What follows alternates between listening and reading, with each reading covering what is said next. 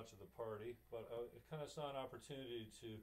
That's the last time they had a leadership convention? Yeah, can you believe that?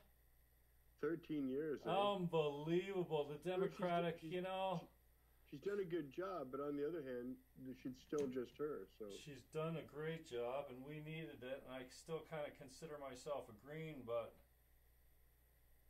that's it is the Elizabeth May party. But we knew where we were getting. But yeah, she's done a great job.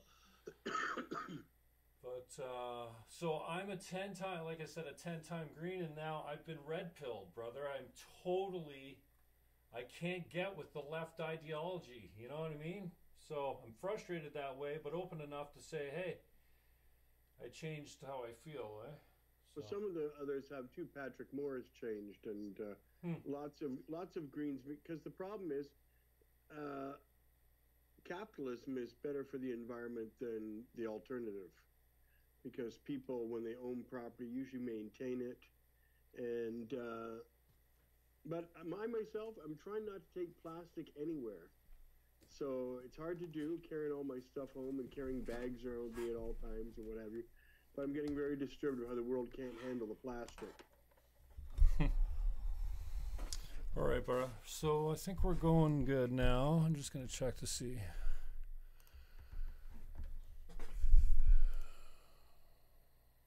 Who won tonight? The Blue Jays, if you're talking about that. Yeah. They did. They look good. Their pitching looks terrific generally. And their hitters awoke enough today. Awesome. All right, Marc Emery, I really appreciate your time, man. I've been chasing you for a long time. Bumped into your wife many years ago at a 420 rally, or not a rally, to the convention center. You're probably in jail in the States. Yeah, I probably was. That was one of the early Lyft conferences, I think. Anyway, I'm coming back to Vancouver for the 420 this year, so Jody and I will be together on stage and in the Vancouver community, and certainly at the big 420 rally, which we hope gets the same amount of people as always.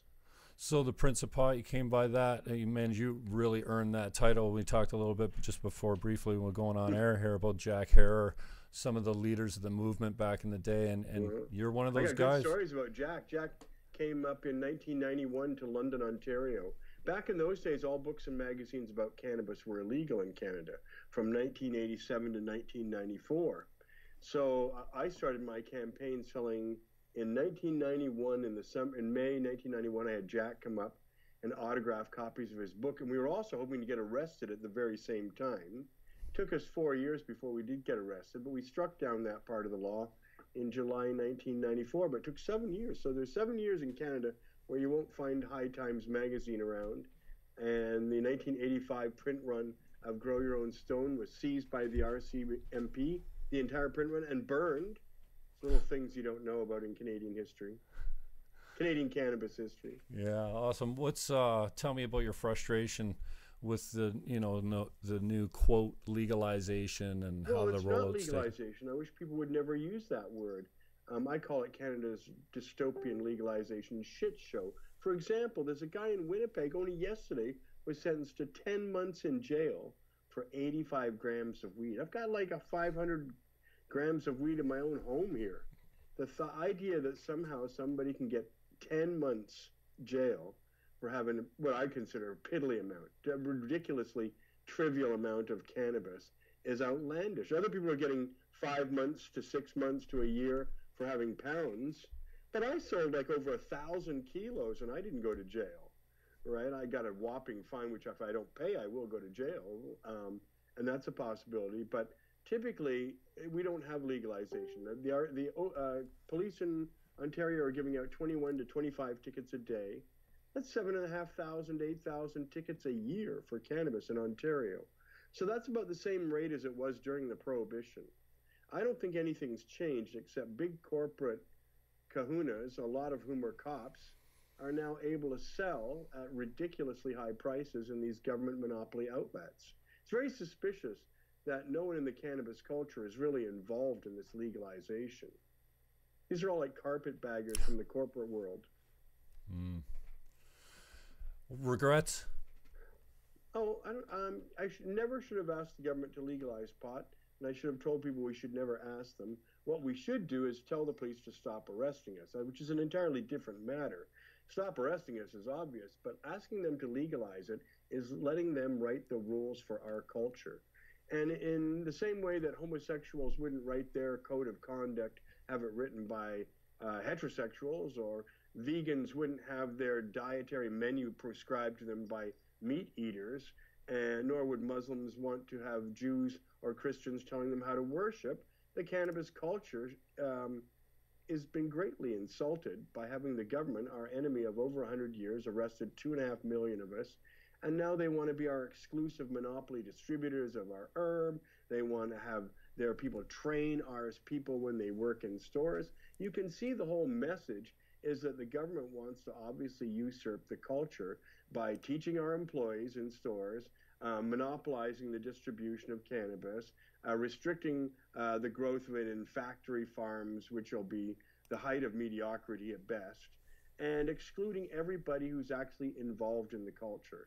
None of us are invited. You don't find anybody who's been growing weed for 10, 20 years. Suddenly they're now given a license and they're happily growing pot in their own little organic gardens. No, there's none of that going on. Tell me about political affiliation. I know you've tried it here and there, kind of I've joined and voted for every party. I'm not kidding. If I go from one end of the spectrum, I certainly supported Elizabeth May in, I think, 2006. Jack Layton in the NDP 2004, again in 2008, even 2011, but by then it was clear he wasn't going to get anything done. We went backwards there. I supported the Liberals in the last election. I don't often do that. And I joined the Conservative Party to vote for Maxime Bernier for the leadership of that, and now I'm a member of the People's Party because I love Max. I think he's the best. I like Max too, man. I don't know. Max is great. There's so many reasons you can say, I relate to him on every level, even though he never talks about cannabis. You know, I know how he feels, but it's kind of a landmine to walk in the cannabis field, especially since it's really not something a lot of the members of the People's Party really get. They're mostly free marketeers, though, so there's a good core there. And I'm hoping they get 5 to 7% and Max gets reelected in his home riding of Beauce. I can't see them making dents anywhere else because the Trudeau's helped damage his own popularity. I don't believe Canadians are going to vote for someone who has a turban on. I'm sorry, they won't. Maybe that's my inherent racism or something, but I'm suspicious of Indian politics. I lived in India for a year. I'm suspicious of Sikh politics. And I don't think he relates to the Canadian ordinary person. His slick suits, his lawyer background, his Sikh background, to me, is not something I can relate to. And I don't think Canadians are going to relate to it. And I think the NDP is going to do get a bad response. And considering the Liberal are in trouble now, that greatly favors the Conservative because Andrew Scheer is as bland and uninspiring and is the same as every other politician you've ever heard, including Singh and Trudeau and Harper all rolled into one obsequious, kind of bilious, annoying thing. We're lacking. But he's going to win. He's going to win. Maybe only a minority, though. So we'll see what that produces. Well, and I'm glad you said that, too. There's something to be said about minority governments. And did you ever get behind the proportional representation movement for Fair Vote Canada or anything like that? Generally, I'm like most libertarian anarchistic types, is that I don't even believe in voting as a concept. I don't believe my vote, or rather my life, should be voted on. And so all these people voting for this representative every 4 years and giving them carte blanche to impose all these horrible laws on me, it goes against my nature, but I also want to engage in our political system because we don't have any alternatives. So when you say, do I favor proportional representation? Yeah, if everybody who got over 2% was represented, I'd find that fair because then libertarians would get elected enough to have some representatives, and pot people probably as well. I think pot people could get together 2% because we have an abomination in the Cannabis Act. So I would suspect most Canadians who smoke cannabis are very unhappy with the regime we've got. And if 2% was the threshold, then that would be worthwhile for libertarians, for cannabis people. Hell, you could get a whole bunch of fringe parties with representation. And then we'd really see some fun. right? Because you'd still get those mainstream parties with their 20-25%, but you'd probably have 10 smaller parties between 2 and 5%, and that would be so much fun. You know, we'd have to expand the parliament to about 450 seats from its 324 or 332. Yeah, representation certainly would be better, and the minority. Well, you're gonna need half and half though. The first past the post got to be directly representing a region, and then there's going to be the party list. Maybe. And you can't let the party list dominate all of Parliament. These are people who are indirectly elected. Like, you know, like if I vote for the marijuana party and the top 4 people get in because we got 3 or 4% of the vote, that's pretty indirect democracy handing power there. So there should always be at least half the members directly first past the post, and then the other half are proportional representatives. There's different styles of it too. Yeah, like so that everybody who gets over 2% is represented, but you're still going to need that direct accountability. Gotcha. What do you got coming up? You're talking about, you're in Toronto now, right? Yeah, well, I was traveling for 7 months since last August, and I was here in Toronto for 4 months. I'm here during the baseball season. How long you been out? When did you land in Northern in Canada again? I got out on April 14th, 2014, from that 5-year stint in the U.S. for selling seeds to Americans. Wow. It started out as 28 to 40 years, so I was just grateful to get 5. What were the politics behind that extradition? It was, I mean, I don't get enraged about many things, but what I was doing, I did sell 3 million seeds to Americans. I was using that money to subvert their democracy. So I'll explain. I was spending that money like nobody's business when I got it. That's my brother there. And I was spending it. So I financed the 1998 Washington, D.C. Medical Marijuana Initiative, the Colorado 2000 Initiative, the Arizona 2002 Initiative. I threw money at the Alaska Initiatives 3 years in a row, 2002, 2000, 2004. And I was taking the U.S. federal government to court in Philadelphia in a class action suit. So I'm spending millions of dollars fighting in whatever way is possible. Like, for example, a Canadian guy like me paying for a ballot initiative in Colorado is quite amusing. First of all, it's not legal. I'm not allowed to spend money on U.S. elections, but it was really easy just to give my friends 10,000 here, 10,000 there, and end up paying for the whole thing, or a good chunk of it, because you had to go. We paid people to go get the signatures. You pay them about $1 a signature. In those days, it's probably more now, but it's still the way it's done. So we paid for the signatures to get it on the ballot, and then we won. And that's in 2000. That's the medical one. So I was having all sorts of fun, sponsoring initiatives everywhere, rallies, marches, class action suits against the U.S. federal government. And I would boast about it as a way of getting people to buy my seeds. I would say, see, when you send me money for these seeds, not only do you get great seeds, but I'm going to fuck shit up in the United States with your money. And so it worked great. I gave over $5 million from 1995 to 2005. And so the DEA was watching this, and so I was giving them a lot of incentive to come after me. But how much money they spent, and 32 different U.S. Canadian organizations were involved, including Homeland Security, DEA, FBI, Internal Revenue Service, the U.S. Postal Service. It just goes on and on. It's staggering how many people were involved, and prosecutors. They bought seeds from me, for example, in every one of the United States. They ordered by mail. And when DEA makes a buy, they're not small buys, they're big buys. When the agent Menendez, came and bought them from me in person, seriously, like $3,000 at a time, which is a big sale. And that guarantees that you're not going to get cold feet once they start dangling this huge amount of money. Because I was used to big purchasers, right? They were still like nice to get, $3,000. I didn't see many people come up with $3,000. And she didn't come just once. She came over a year and bought it from me 4 times, these kind of huge quantities, right? So they've got some serious money going on when they get you. Unbelievable. Well, the investigation was 2 years and 10 months long. And it started 3 days after I humiliated the drug czar, John Walters, when he came to visit Vancouver in November 2002. So you bet there was a lot of political motivation. That was a highly motivated extradition and arrest. I humiliated them. I was embarrassing them. And I was boasting about it. And people like that, you're going to get in trouble. Yeah, I was thinking more of it. I know that certainly the American politics of it, but the Canadian politics, what got me, I said, we're really sending this guy down to the States. Got 3,000 letters, exactly 3,001 letters opposing my extradition, and only 7 in favor. And they still extradited me.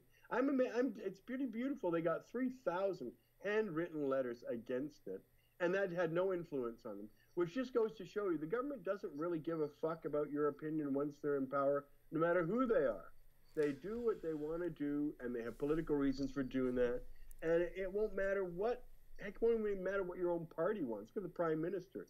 He wants to make sure SNC Lavalin isn't prosecuted, and that's his, ultimate desire right at this moment. So, if he wants to make it happen, it happens. But if he doesn't, then you're in big trouble. So, I was embarrassing the U.S. government, embarrassing the Canadian government, boasting about all these things. So, I have no bad things to say about my prison experience. It was very, very wonderful in so many ways. I have nothing but fond memories of all my prisons that I've been into. I can tell you every one of them, where I was, how long.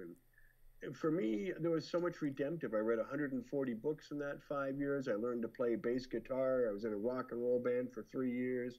I practiced on a musical instrument 2-3 hours a day. I couldn't believe I'm playing note for note versions of songs that I've grown up all my life loving, like Purple Haze by Jimi Hendrix. I knew 7 of his songs, 3 Stevie Ray Vaughan songs. I knew how to play Come Together by the Beatles, Jumpin' Jack Flash, Bob Marley songs, Otis Redding songs, Nirvana. I can play Come As You Are and Smells Like Teen Spirit. I mean, I couldn't believe I was doing this, right?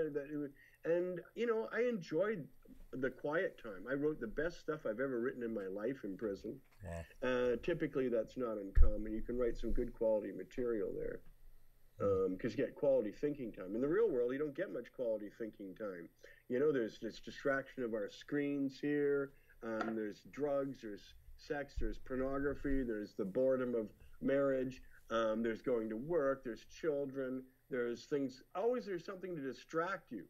You really just don't get hour after hour of quality thinking time where you could meditate or you could write or you could think.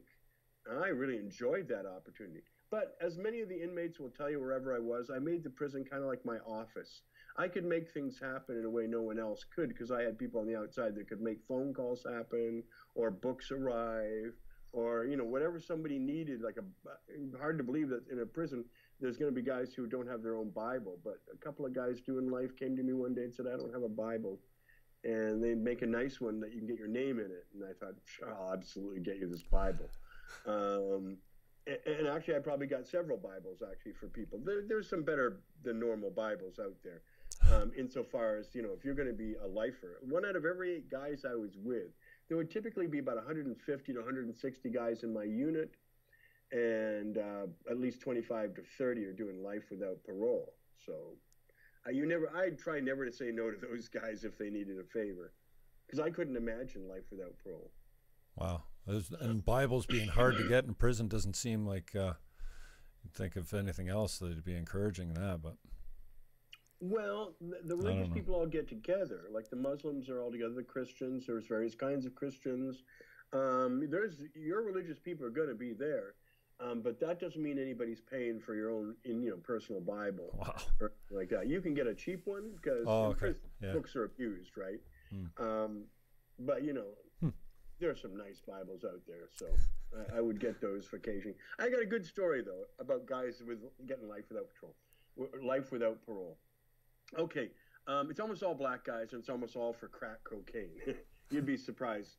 No, maybe you wouldn't be, but you'd be surprised how many guys were doing life for relatively small amounts of drugs. And for that matter, in 5 years, I never met what you'd call a kingpin.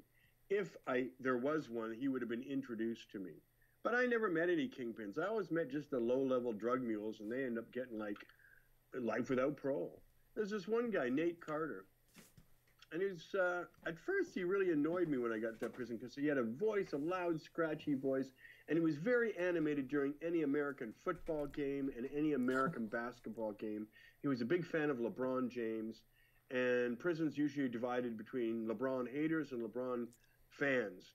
and they love going at it with each other, razzing each other. And they razz each other fairly loud, and because blacks constitute a clear majority in any prison, you're not going to argue with them. And it's anyway, at first I'm thinking, that guy is really loud.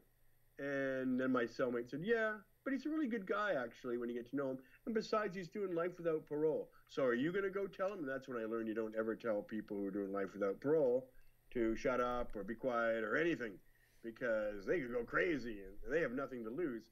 As it turns out, most of them are incredibly civil guys, considering from my perspective, they have nothing to lose. Anyway, over the years that goes by, and one day I used to get all the legal news because I used to be the jailhouse lawyer in a lot of places. And I got a note from someone who said, Mark, the Attorney General of the United States, Eric Holder, is going to kick guys out, is what he says, who are doing long, non-violent terms over 10 years. Over 20 years, who have served over 10 years. So one day I say to Nate, hey, the Attorney General's got something new. Nate, how long you been here? He says, 18 years. I said, what's your sentence? Is life without parole, right? He says, yeah. I said, well, listen, do you have any violence in your past at all? And he goes, no, nothing. So I said, well, Nate, you should fill this forms out and send them in. He says, no, I do it every year. Nothing ever happens. I'm not doing it. I said, you really should do it, Nate, because this is meant for you. I'm sure before, yes, with Clinton and Bush, it was useless. But Obama might really be serious.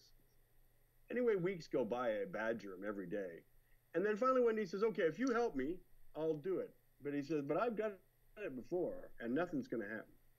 So sure enough, anyway, we fill it out, and that's where I learn all about him. I go, Nate, have you ever had any violent infractions in the prison? That's important, too. And he goes, no, I've never even had an infraction. I said, Nate, I have had 3 infractions, and I'm a normal human being in this prison, and I have 3 infractions. How can you have been here 18 years and not even have a slight infraction? He says, well, I don't. I said, well, that's going to look really good. So we write all this down, we send it to the government, and I get released. Huzzah. And I come home, and I forget all about Nate Carter, unfortunately, until 2 years later, in May 2016, he calls me up and says, Mark, I just got a letter from the president.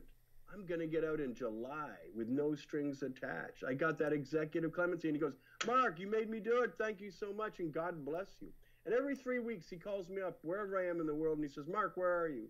And I say where I am, which last time was actually, I think, Barcelona. And he says, well, Mark, I love life. I love my family. I love freedom. God bless you. Thanks for everything. And he always asks how Jody is, too, because he used to see Jody come and visit me. Whenever he had a visit, Jody'd be there with me. And so he always got used to seeing her, and everybody kind of got used to Jody because she came to see me 81 times, which is another amazing story. Because 81 visits to me, 14 hours it took her to go from Vancouver to either Georgia, southeast Georgia, like as far away as you, or Mississippi, 14 hours to get there, and another 14 hours on the Monday to go back. So she visited me 81 times. That's 162 days in travel, 5.5 months of her life, and 162 days sitting beside me for 5 hours a day. And that's 5.5 hours or 5.5 months of her life there too. So 11 months of her whole life was either traveling to see me or sitting beside me during that 5 years. So I'm really lucky about that. Anyway, Nate always calls me up every 3 weeks. And that's the best thing that I ever did in all the time I was in prison. I'm really pleased about a lot of things I did. I was jailhouse lawyer for a lot of people, and I didn't need to charge anybody anything because I was well supported by my wife and what have you. So the guys in the prison tended to be real nice to me everywhere. And that's my best story. Nate Carter is out because I badgered him into sending for an executive clemency to President Obama, and he got it. And he's also got a letter from the president, which I don't have. So he's good for him. He's got an autographed letter from President Obama. And he's out of prison, and he calls me up, and it makes me feel really good when he calls me. Which goes to show you can do a lot in prison. Wow. Like a lot of satisfying things. I've got dozens of stories of being able to help people do stuff or just plain strange things that happen to you in prison that kind of teach you a lesson. How old are you now, Mark? 61. 61. And so what are you working on? What's the future look like for Marc Emery now? Well, I'm actually in a state of flux. I've been traveling for 7 months, and I used up a lot of money. So now I have to start thinking about what I'm going to do for work or who I'm going to work for or what I'm going to do. Cannabis culture? What, you sold out of that? Or? Jody owns that. Oh, okay. Jody runs it. Okay. So I gave it to her for $1 in 2010. I did think I would get it back. We had quite a bit of arguments about that for a while. But ultimately, she prevailed because she said, well, Mark, I've been doing this for 5 years, and now you come back. I don't know if I can be your sidekick anymore. I've been running everything for 5 years. Being your sidekick isn't very appealing. She said, you could just travel around the world. Everybody loves you. Travel doesn't appeal to Jody the same way because for her, it's just not that pleasant. She's an introvert. I'm an extrovert, so she's correct. I love traveling. I love meeting people. Everybody is great to me everywhere I go. Whenever people ask me, is a place safe or are people friendly, I say they're all safe and they're all friendly. That's my experience. As soon as somebody mugs me, I'll tell you that place is not safe and not friendly. But otherwise, everywhere I go, travel is a beautiful thing. And I'm having trouble decompressing because life is so boring here. I mean, I've been doing all my tasks and stuff. I had a lot to do when I got back, but it's like done in 5 days now. I've got dental work on Friday, which is why I'm back in Canada at all. I'm supposed to be in Greece right now, Santorini. And that is a lot more appealing than the gray Toronto April that is going on here. Oh, my goodness. What do you got? There aren't many pretty buildings in Canada. Like, I've been to Europe, Spain, and France, and South Africa, and Morocco, and all the major capitals of South America, Mexico. There's just not a lot of beauty in Toronto. It's nice. I like living here, but it's just not a beautiful place. So I guess it's fair to say. So you're a member of the PPC then. So I hate to bring it back to politics all the time, but I'm just fascinated by your. Max is great. I hope he gets a lot of support. Yeah. Huh. Interesting. I like the guy a lot. To me, he resonates. He's so sincere. He's right on the money. Stop pandering. We need a politician who doesn't pander. Well, and this is it. I mean, I was talking to a buddy of mine, Greg Vesna. I don't know if you know the name, but he's been around a long time, and he's Monia business, early days of the Green Party. There's a trophy named after him. I'm just kidding. Yeah. And just, we're hopeful people, and we get sucked in. We drank the Kool-Aid on Justin. We were so glad to get rid of Harper. He got a lot of votes from us. He's going to miss them. Yeah. We were so damn ready to get rid of Harper that. And we did great under Harper. That's the problem. Things got really good with Harper. We all started opening shops up and breaking the law and getting away with it. But him and I were talking the other day. He's like, Jimmy, I helped him get elected as leader. Well, are you like? We all drank the Kool-Aid because not as influential some of us, but. So are you gonna do anything for the party? Do you think, other than just support him? I'll give him the maximum amount, and I will help out on any campaign, but he probably doesn't need a guy as controversial and notorious as I am. I don't think Max is afraid of controversy at all. That's what I like about him. He just says it, and there's a lot that needs to be said right now. Sorry to cut you off, Mark. You don't want candidates who necessarily distract from the leader's message. See, Max's message is really good. So high-profile candidates are desirable, yes, if they let people focus on the message. And to some degree, now here's the thing I like though. In the riding of Burnaby South, where the by-election was held, right? The People's Party candidate did like 11%, and only did like 3 to 4% in the other ridings, the other 3 ridings in the by-election, right? So they did really great in Burnaby. But during that campaign, the Conservative guy said, Marc Emery's endorsing Maxime Bernier, the Prince of Pot, wants to legalize pot, and he thinks Max is great. And quoted me and put this all around town on these posters, and and then the People's Party candidate got all indignant about it and raised a fuss. But the fact is, she did 3 times better than any other riding. So I'm going to take a little bit of credit for that. There you go. And that some of my people saw that and said, "Well, Mark likes Maxime Bernier. I got to get out and vote for him." How does Marc Emery get away these days with the political correctness culture? Well, you don't. I've been publicly shamed over something as trivial that happened 10, 15 years ago, and that I contest is completely distorted because people today can resent or regret activities they embraced 10, 15 years ago when they have a change in personal philosophy. Amen. They can change the way they look at the same event. I'll give you an extreme example. That can happen on a daily basis, I get what you're saying. I went to an orgy once in 2000, November 2000, and I took some women with me. If you ask those women today what they think about going to that orgy, their response is going to be different than what they thought at the time. Right? My response might even be different, right? Because we look at things differently over time. And other people discover Christ, they discover religion. When women have babies, they get very conservative, right? So whereas they were a wild, hard-living, fast-living times before a baby, once the baby's born, they go through a kind of a conservative transformation. Protection. Everything changes. You need to protect the baby. It's a highly sought-after electorate ideal, because these are typically conservative people who have children who show up to vote because they have a vested interest. So all these things, and then we have the identity politics that's practiced today on the campuses and coming from our academia. And everybody in this kind of post-Marxist world is looked at as either someone with power or someone who doesn't have power, someone who oppresses or someone who is oppressed. In other words, every relationship breaks down into male-female, black-white, rich-poor, working-class, white, and there's no end to that kind of division. And so as long as you think like that, that's a doomed philosophy. I just like to think that everybody overall in Canada gets a fair shake at what we have to offer as a nation and as a culture. And compared to 93% of women, for example, in Egypt who go through female genital mutilation, or all the poverty I've seen around the world, all the exclusion, when you look at Latin America and you look at Africa and you look at Southern Europe and you look at Asia, I think the status of women, for example, and gay people is superior in Canada to almost anywhere when it comes to freedoms, liberties, protections, safeties, health. All those outcomes are much more favorable here than anywhere else in the world.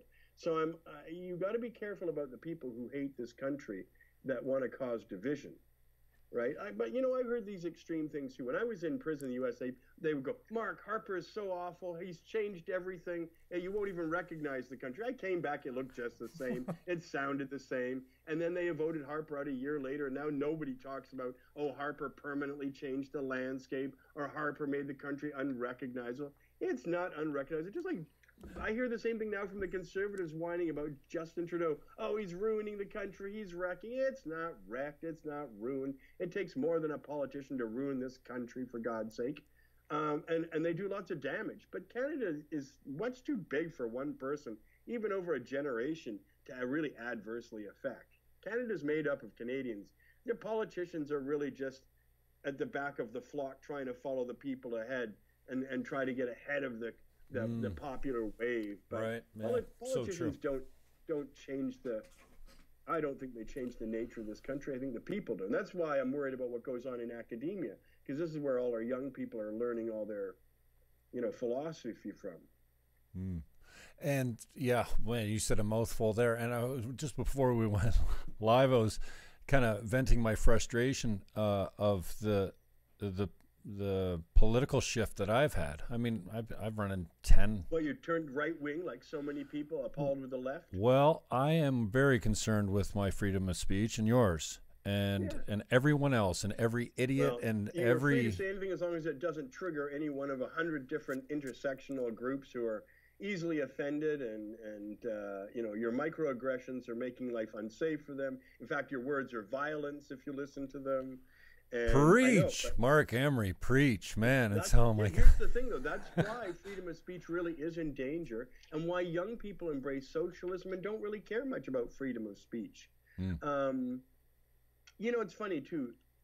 I was thinking what a marvel technology is, what it can do for us. I'll give you the great thing about it. This device here, I pay $10.77 every month. And I have access to 76 million recorded songs. In fact, the entire pantheon of recorded music is available for $10.99 every month. When I was a kid, for $10, you got 10 songs on vinyl that would deteriorate over time. And that $10 was worth like $100 today, right? So my one record purchase would probably buy the equivalent of 1 year of Google Play, and it's $76 million. Now, here's what I want to know. Anybody that has access to every song ever recorded for $10 a month has no right to complain about shit. Nothing. You spoiled and grateful child. You should be kissing it. Preach, Marc Emery, for for Prime Minister, man. Every song. This is so true, man. As often as you like for $10 a month. This is becoming the narrative, I think, of Ben Shapiro. You're going to complain about living in the best time that we've ever been in. Hey, there's no one starving in North America. Well, very few people are starving in North America, and the poor have iPhones. So, yeah, and what you're complaining about gender pronouns? I got a toothache in Paris that within 48 hours became a rampant infection, which 85 years ago would have killed me because we didn't invent antibiotics and it didn't become common until 1945. So little gratitude.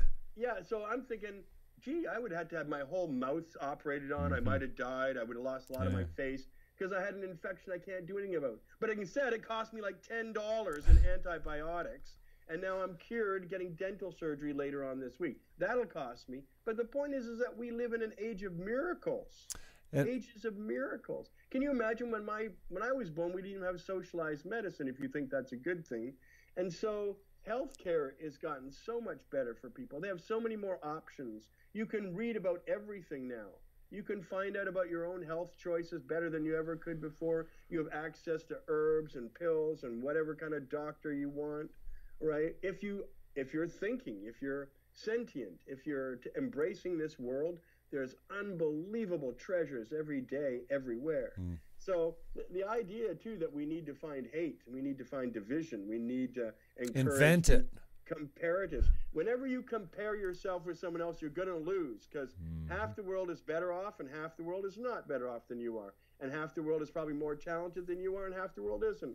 You know, and there's a whole bunch of advantages. We all have advantages and disadvantages when we compare, which is why it's fruitless to do so. We should all be grateful we're alive, and whatever we've got, we're lucky to have. And let's hope for the best in staying healthy and living a long, prosperous life. That should be about it. I consider you a forward thinker. I hope you're not flattered too much by that. But and just talking about either. and just you know, a couple things you said there as far as, you know, sometimes, well, a lot of the times, simple things like penicillin or insulin come from the radical extremes, right? And we look at these people like they're actually witchcraft, practicing. I mean, you look at history, and some of the solutions that we adopted come from the radical extremes. If you were to forecast out, what do you think you could say that something that feels extreme now that might be common practice in no time? Anything? Well, I think all technology feels extreme. Like the iPhone was pretty amazing then. It's pretty amazing now. But I know when they discovered penicillin, Fleming discovered penicillin by mold on bread applied to a bacteria, diminished the bacteria. Yeah, they wanted to have them committed, didn't they? It's a pretty trippy kind of thing, you know. What you got all this bread mold? It's like somebody's thinking the guy's a bachelor who just won't clean the fuck up, and then next thing you know, he's saving millions of people around the world. Right. By the way, there's a great book about that too, called A Brilliant Radiance, about how penicillin was discovered and what a group effort it was. And how when we really want to mobilize our resources, we can do incredible things in a short period of time. Because that went from the discovery of its practical application in 1938-39 to it being available to every human in North America for 2 cents a dose by 1945. You know, so we went from you were going to die if you got a lot of these infections in 1939 to you're going to live for sure. You know, that's incredible stuff that we have put behind us. You know, it bothers me when I see people don't like vaccinations. I mean, I wish I had a chickenpox vaccination when I was a kid. It wasn't around then. So I'm not at any risk of getting shingles. It would be nice if I were vaccinated for that. In my day, of course, they made us all get it together. So I got measles, German measles, red measles, chickenpox, mumps, you name it. I've had all of those things, right? And generally that was good because I don't know anybody who had complications when I was a kid from any of that stuff. But it's possible, I suppose. And everybody being vaccinated would probably have been preferred. I got certainly the polio vaccine and diphtheria and tuberculosis and, you know, I haven't had any of those diseases in my life, so that obviously all worked out. Awesome. Well, I appreciate your time, Mark. What else you got coming up we can look forward to? Well, I'll be in Vancouver for 420, the 25th anniversary. See me there. And at the head of the parade at the Global Marijuana March in San Jose, Costa Rica. At the first Cultivators Cup on the weekend of May 23, 24 in Ocho Rios. And then I'm here writing my book. I've got to start work on that on June 3rd. And then I start traveling again in November. And in the meantime, I hope to see a lot of Blue Jay games while I'm here. That's my agenda. Sounds like a good one, brother. Well, the election's in this time too, right? So for the next 5-6 months, we've got a national election. Naturally, I'm going to get people to try and support Max. But, you know, it's tough because they're going to want to either get rid of Trudeau or keep Trudeau. So that means either voting Liberal or voting for someone who can beat the Liberal. And it's always hard to get people when they're starting out to get that wave going. Yeah, and, you know, I've been talking about Vez. He actually sat here. I did an interview with him the other day. And he, if you can believe this, he's suggesting voting strategically. Anyone but Liberal. Well, you know what, Greg Vesna sat right there. In your own riding.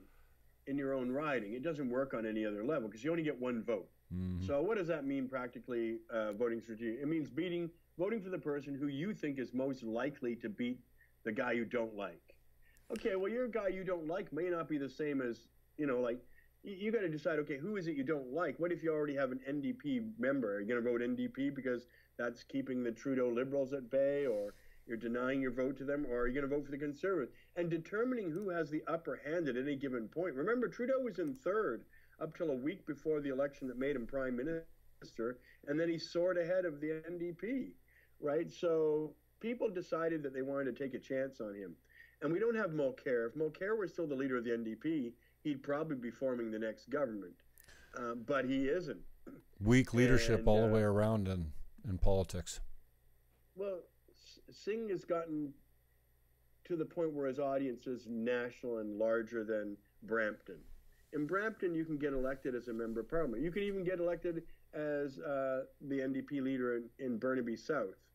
But you can't, you're not going to influence this country, I think, if you're a Sikh wearing a turban, coming from a distinctly Sikh background. I don't think Canadians are going to see the universality of that. I don't think they're going to say that as Canadianness. And I'm not suggesting that's a white thing. I mean, we have French Canadians, we have women, we have Native legislators, we have Chinese, we have Hindu, we have people from all the areas in Canada, but as a leader of a socialist party. And that's what concerns me more than anything. But and I say the same thing about Bernier. You know, it's hard to take a guy serious with that damn French accent. I'm sorry. See, people are going to call you racist or say it's got nothing to do with politics or whatever. I know you've heard it all before. I get it too, especially when you go against the grain. I don't. Yeah, I know. I mean, I'm just saying. Official language. Yeah. Right? To me, he's telling me the truth in both official languages, whereas all the rest are telling me lies in both official languages. And I think Singh, for example, is the best speaker out of the three of them, but he's just not someone I have any trust or confidence in. And hey, I've actually read the history of Sikhism.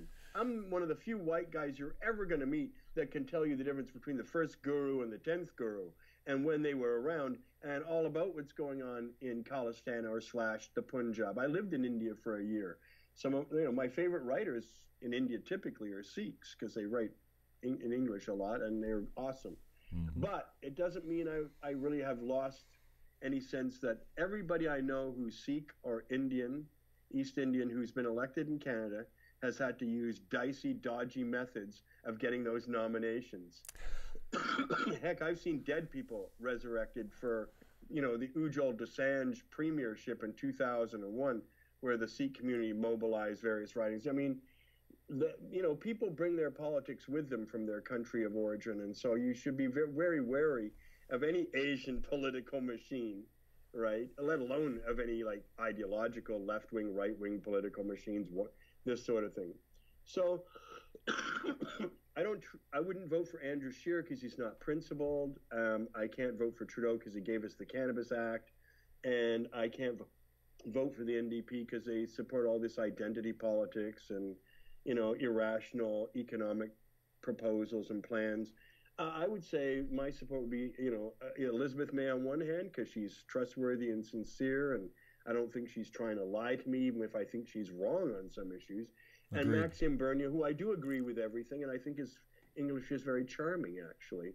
I think he's a decent gentleman, and it comes off just like the guy I love the most in my whole lifetime, Ron Paul, the U.S. representative, was the greatest of all statesmen in the Congress, a fabulous person, a mentor to me, and someone I love. I think Max has a lot of Ron Paul in him, so I'm excited to and hope that Max can keep his seat and build that party.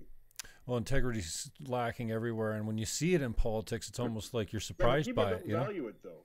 Like, people talk like they value it, but they don't really value it, or they'd all be on Max's side, because Max reeks integrity.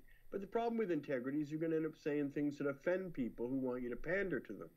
It could be a dairy monopoly. It could be, an ethnic group. It could be young people. It could be old people. It could be veterans. It's hard not to pander to people when given the opportunity if you're a politician, because you want people to like you. And it's not your money. It's someone else's money. So fuck it. Go crazy with buying people off and pandering to them. Max shows a lot of nerve by saying, I'm not going to do any of that. And we're going to watch him to make sure he doesn't do any of that. Yeah, he's not afraid to take a chance. I had him for about 40 minutes there a couple of weeks ago. Max is not taking a chance. It's what Max believes. He's just not going to change who well, he I mean, is. politically. He's got this far by being Max. He's going to keep Fair enough. being. Yeah. And leaving the question open to his candidates on abortion, I think it's interesting, especially when the next thing out of his mouth is, oh, and if you elect a PPC member, don't be surprised if a private member's bill comes before. And... we got to stop though.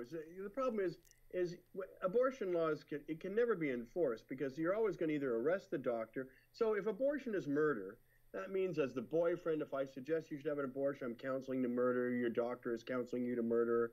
Your family is counseling you to murder. It's just ridiculous to start talking about abortion being equivalent to murder because that means everybody who had any say in the decision is going to be up. It's just nutty. We shouldn't be telling people what to do with doctors or drugs they take or abortions they get. And I get it, when I was 17, my girlfriend had an abortion at 5 months. And it was possibly the most traumatic thing I've ever been through myself. And sometimes, I wonder, about that. But at the same time, I don't want people telling me what's going on. You don't know my life. Stay well away from those kind of decisions, and if mistakes are made, mistakes are made. People got to accept their decisions, but I don't trust other people telling me about things like that. And I was only 17, she was only 17. My doctor wanted us to have children. That's somewhat of a fascinating story, but that's for another time. That's for the next show. Yeah, brother, I appreciate that. Just before I get, who are you trusting to give you news these days? Well, I listen to mostly mainstream things because they still have old-fashioned editorial techniques like fact-checking, grammar, confirming a source, et cetera, et cetera. The problem is as the person involved in a recent public shaming in January, I had all these people, global news, newspapers, reporting basically what they admitted was uncorroborated, unverified, unproven. But we need the clickbait, so it's hot, so we'll get it out there, right? So journalism is definitely diminished as to the degree of quality and verification, confirmation, because it takes time to get the story right. Whereas it takes no time just to repeat something verbatim and get it out there and try and capitalize on the clickbait, right? Because that's all it is anymore. In the old days, you kept on top of a story until the story was resolved. But that's not that profitable. That requires some deep investigation, somebody on it. Whereas getting the story the first time or in time for the wave is what's regarded as important now. So I get my news from all the usual sources. I don't actually trust alternate news until I see a major media confirmation. Because, I trust the New York Times to at least spend money on an issue, even if they have a bias. What people forget is the New York Times employs hundreds of people, and it covers the extreme spectrums, left, right, vegan, individualist, transphobic, and trans-positive, and all these other things in between. So, of course, any really good media you're going to be incensed by occasionally, as well as in agreement with occasionally, and possibly neutral the majority of times, because I don't feel we should have to take a side when we read a story. A lot of times it's just information we can think about. There's nothing that can be done. For the ordinary people, 99% of the things we read are things we cannot do anything about, right? Like an earthquake in somebody. You could give money, the weather, forest fires around the world, you know, or climate change. You could change a few things. We could use less plastic maybe, or, you know, minor things, but most things are out of our hands. There's really no point in reading a lot of news. Even this Trudeau thing, have you seen how much oxygen?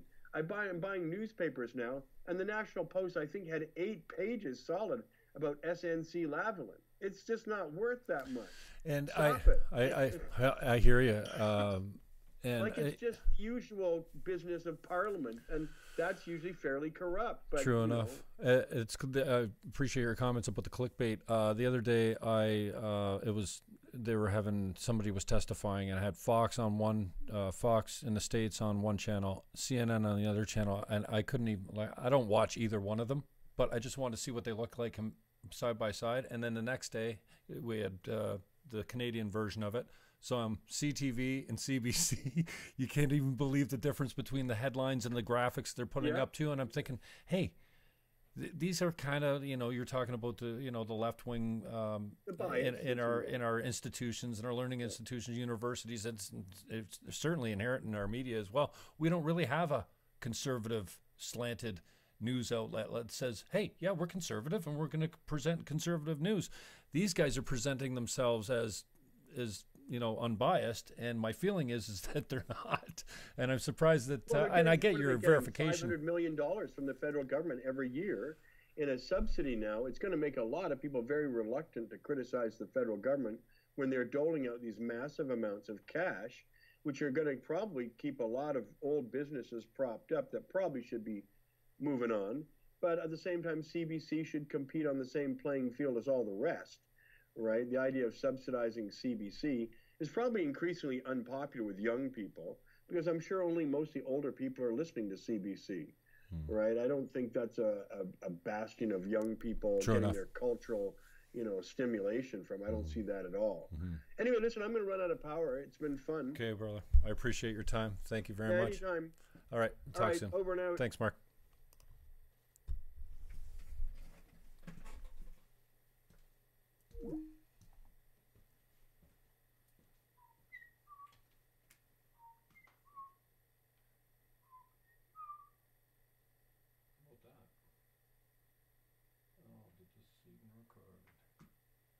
That was all right, eh? Peace out, yeah.